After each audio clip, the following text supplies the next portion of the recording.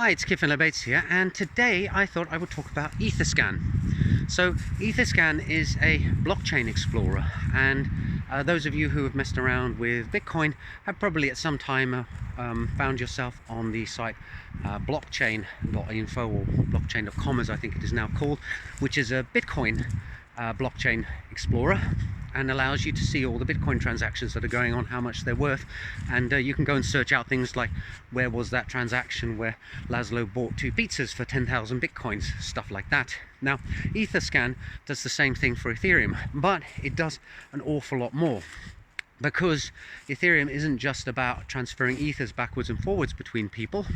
It's got these smart contracts, and they have all sorts of code, therefore, that do all sorts of weird and wonderful things. And the code is stored on the blockchain as bytecode, so it's been compiled down into something that only a machine can understand. But the original code had functions with names that you and I could actually understand. If I said to you, I've written a smart contract and it's got a function called transfer, you would almost immediately go, so that's about transferring stuff from one address to another. And I would say, yes, that's why I call it transfer. And it's much easier for programmers if you have functions with understandable names. And one of the things that Etherscan allows you to do is, when you submit a transaction that creates a smart contract on the Ethereum blockchain, you can actually submit your Solidity code, which is readable, to Etherscan at the same time. And that then means that if someone stumbles across your smart contract and wants to understand how it works, they can actually look it up on the Etherscan Blockchain Explorer, and there'll be a tab where they can go and have a look at the code. Now, there's no guarantee that the code that was submitted is the same as the code that was put onto the blockchain, but in general it is. And what that does is it actually shows you the functions that are available for a particular smart contract, and then you can see, this is a smart contract that creates tokens, or this is a smart contract that instantiates a decentralized exchange, or it creates non-fungible tokens or something like that. And typically we use standards for that, and I'll cover those in the next video. But it's a very useful tool. So because you back to Etherscan, because you can actually use it not just to examine transactions that are going on.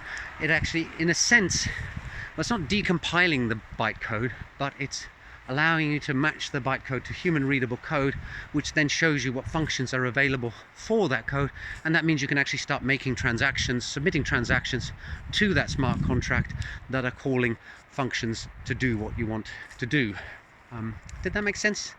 I think it did, so have another listen if it didn't. The penny will drop eventually.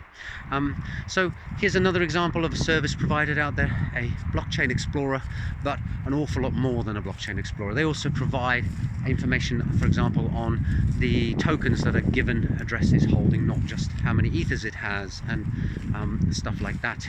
So there's an awful lot of pieces like this out here in the smart contract blockchain world, and I think this is one of the reasons why, if you want to get started on it, it can be a bit intimidating. So hopefully the video series so far has helped some developer out there get over the hurdle of getting started with this by providing some hooks into understanding what's going on. For the rest of you, I hope it hasn't been pure gibberish.